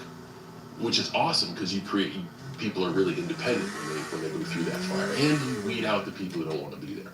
Yeah, because they're just the sheer workload. Making those clubs and like doing a tour. It's the adrenaline. Like, it's like, what do you do after a night? Like, dude, most jobs, people can't wait to be done and then go home and relax and fall asleep. Or if you're doing stand-up or obviously wrestling, you're done late at night and you're like, man, what the water rush? Yeah. Fuck, what can I do better? Or this fucking killed. And then it's 4 a.m. Yep. Yeah, you're buzzing. Yeah. You're buzzing. And it's really hard to have any kind of a normal relationship because you're just constantly not home. You're constantly gone. Like even your friends, like you really, as a touring comic, the best thing that I ever did is start taking friends with me on the road. Yeah. Instead of just working with like random guys that I didn't know in different towns. Those are fun sometimes. Sometimes, like, 2 out of 10 times you meet a new friend. Yeah. 8 out of 10 times you're with some annoying alcoholic who fucking sucks and they're annoying and then they want to take you someplace and you get in trouble. Yeah. I mean that's certainly the normal life aspect of it. It's also like at full tilt. It's a very absorbing thing. It's a very selfish thing. So I think not only you don't work regular office hours and you're a nomad, a gypsy, but especially from a WWE perspective, you have to, like, you're a startup founder. You have to wake up thinking about it. You have to think about it all day. You have to go to sleep thinking about it. Wake up in the 2 hours of sleep that you get, being like, I remember this line, or maybe we can do this stunt, or whatever. Right. And it's people who are in your sphere, at least. About to get some ass.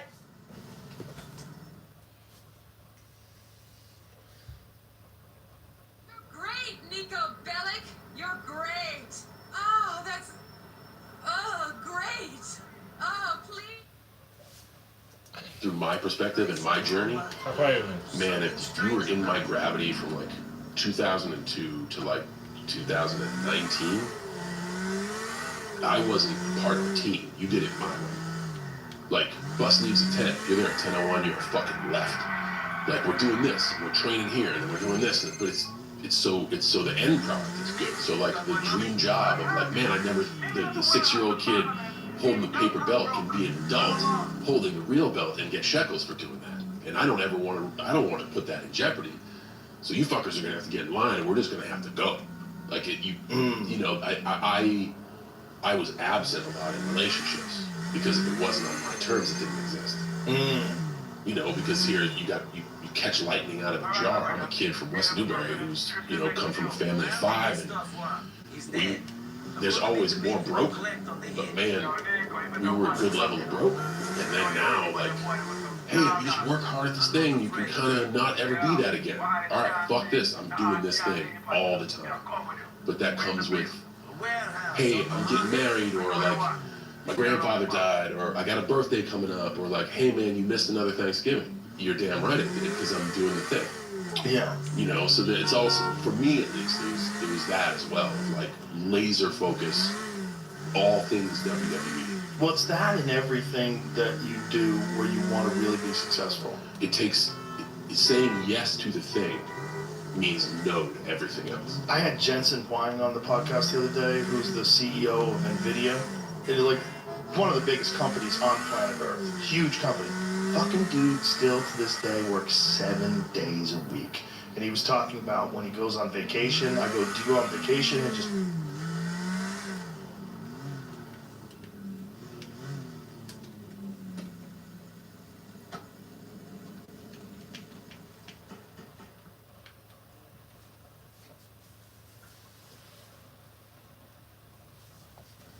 Shot bites, huh? You don't know. No habit since that.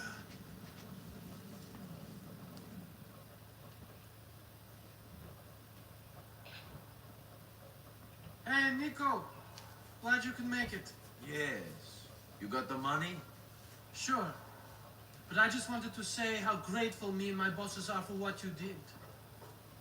Good. Yes. And I just wanted to check something with you. Okay.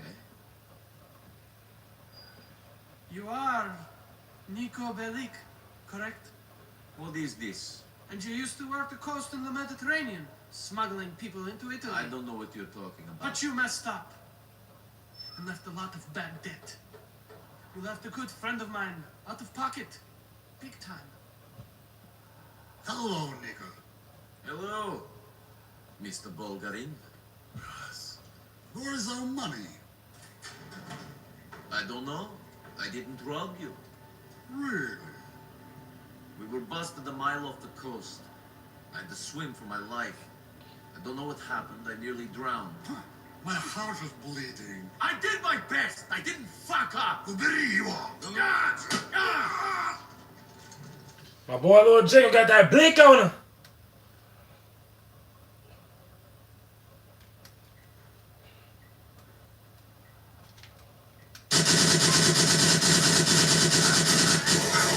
You're my dead.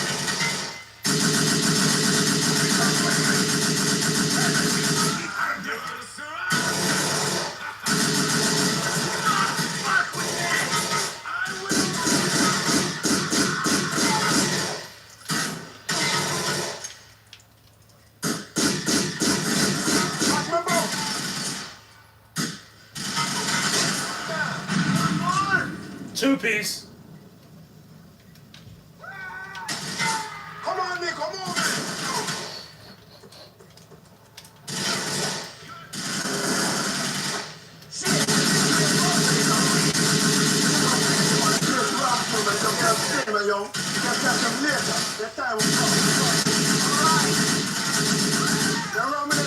Full brother.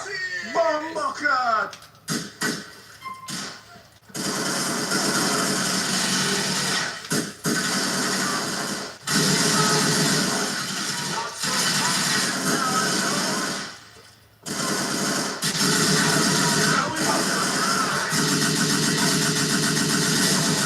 Not gonna last, man.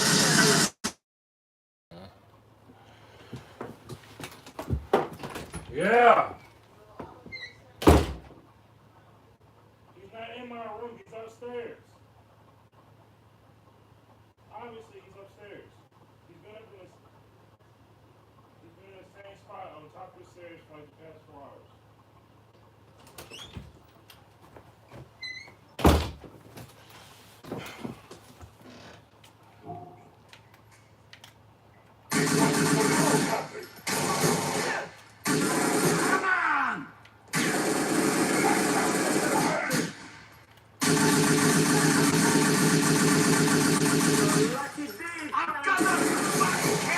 Jesus Hey, Christ. go get them boy a boss. You fuck with my structure.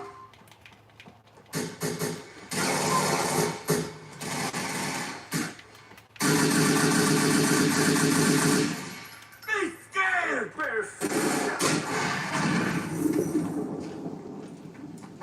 I don't run, boy. Bomba club, Babylon. Let me step out of that place.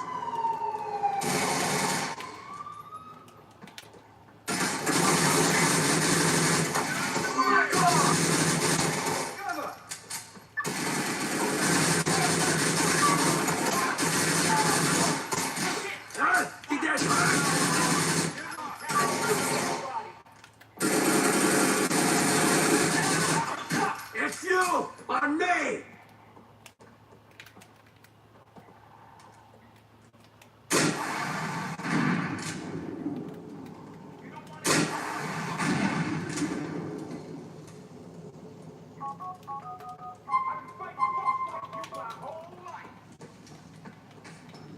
You've heard enough people for one lifetime.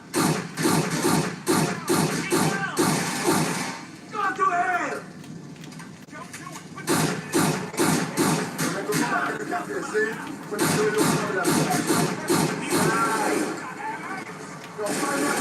Get out of here.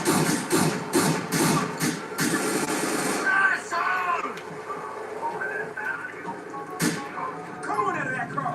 No one knows Babylon, man. Come back to the cafe now. Yeah, they for black up some more. Who you fuck?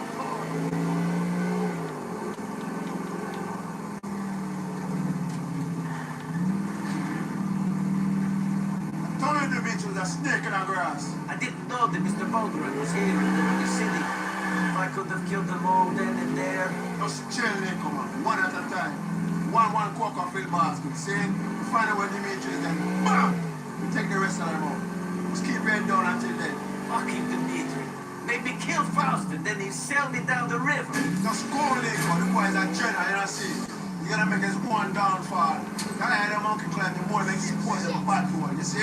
I will bring Dimitri down myself. I promise you this.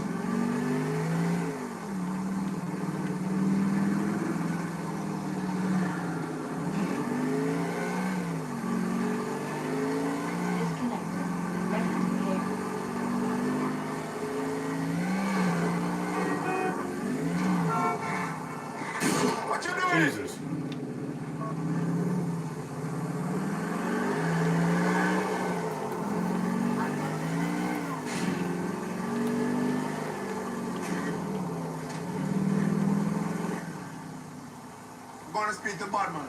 You keep on alone, call your woman and get out of this place. Hey, thanks for your help, Jacob. One love, my brother.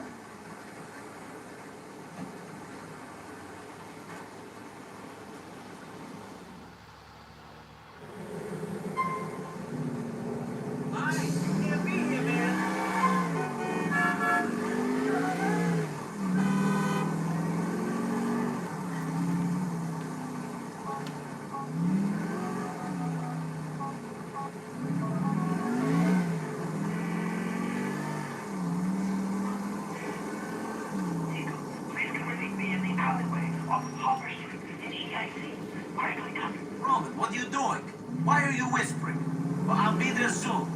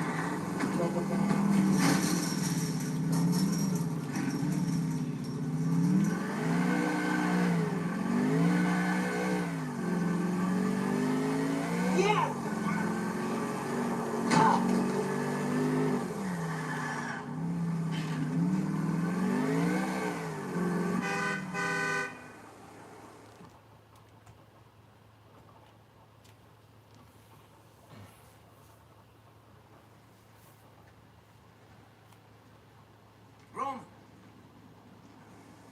Roman, where are you? In here. I'm stuck. Let me out. Shit, man. What are you doing in there? I got scared. People started calling the house and hanging out. You weren't answering your phone. What happened? We've got a big problem. Dmitri was not a man of his word.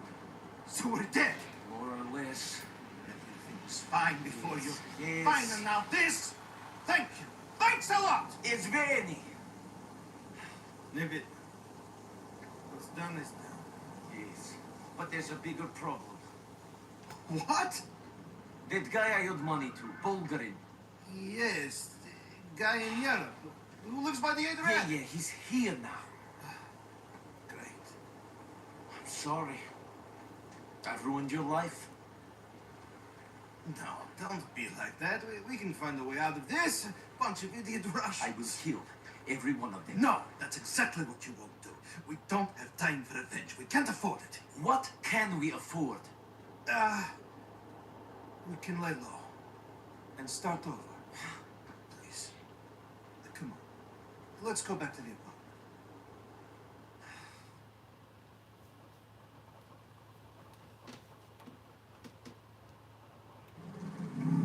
We can pick up our stuff and then get out of here. I'll call Mallory. She might have somewhere we can hide out.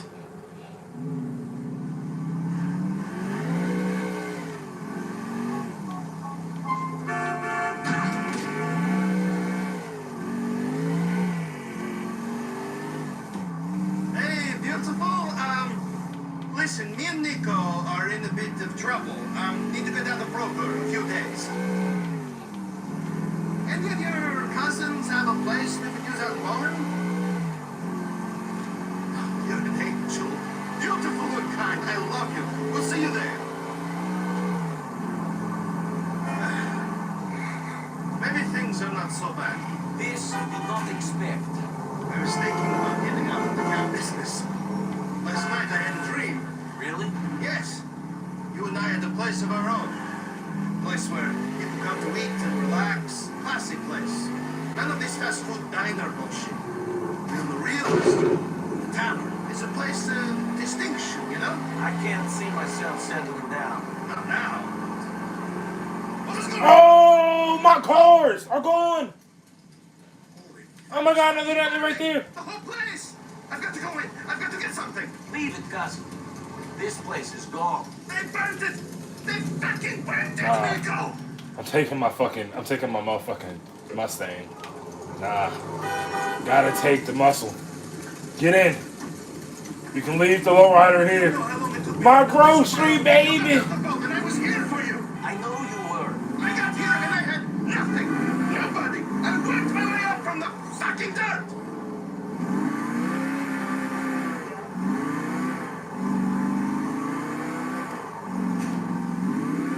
Jesus, it's on fire. Fuck. Oh.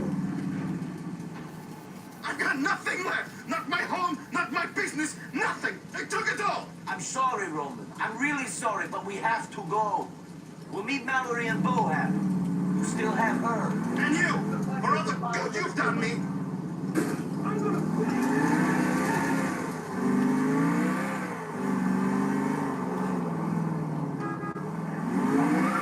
You know how long it took me to get set up here.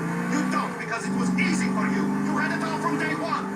It took me months to get some cash together. Finally, I bought a cab, and then another. Then I got the depot. I slept under my desk at that place for over a year. Then I got the apartment. The apartment you thought was so shitty. Well, it doesn't matter. And now it's gone, along with everything else. I said I was sorry. You have a lot to apologize for.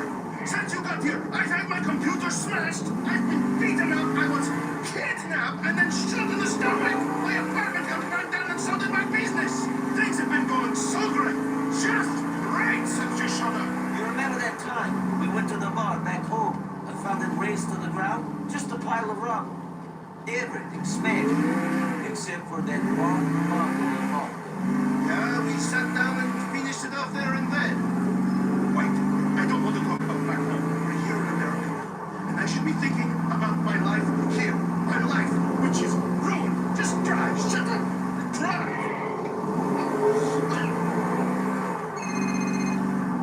Hey, beautiful. What's up? No, what do you mean? I haven't been crying. It's my allergies. Nico's wearing these clothes. Gracias, have a good one. You're trying to impress Michelle or something. They're coming to your cousins. Are you there? Right. See you in a bit. My dream? It was just that. A dream. I can't have the tavern now. I have nothing to buy it with. I have nothing. I told you, you still have Mallory. I wanted to really have her. I wanted to marry her. You can still do that. I had bought her a ring. That is what I wanted to show you. It was a beautiful ring. It was plenty of her. Now I have nothing. Here we are, the beginning of our new lives. Again. Jeez.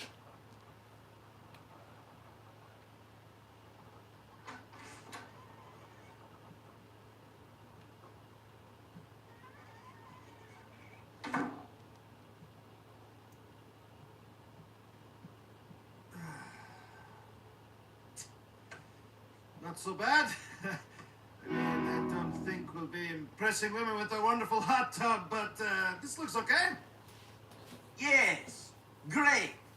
Come on, what's wrong? What's wrong? What's wrong? Where should I start? All right, I'll start with you. What's wrong with you? 15 minutes ago, you were cowering in fear because you didn't know what was going to happen. Now, you know everything is shit, and you're going to be killed, and you're all cheerful. I don't get it. I guess I'm an optimist. An idiot, not an optimist. I was bored of Broker anyway. I'm glad you turned up and made some Russian killers burn down my home and business. Oh, yeah. Thanks, Nico. Thanks a bunch. Is that better? Much. Thank God you're okay. Mwah, mwah. Both of you. We're fucked. We're broke and on the run. No, I'm from up here, Nico. I know a bunch of people who might be able to help out. Why don't you come and meet me at the community center later on? I gotta go to work. Bye, Papi. Mwah, mwah. And have a shower. You smell a little, mature.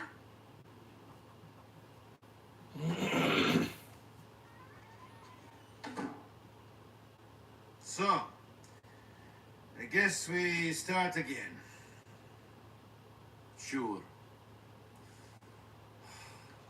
I'm going out.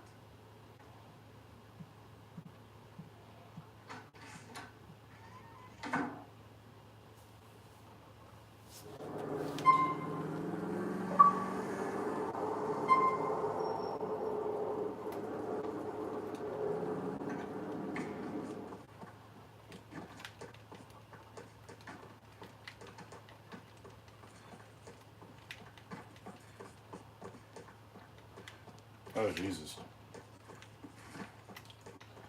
Nigga, which one is my house? Oh. The one with the good door.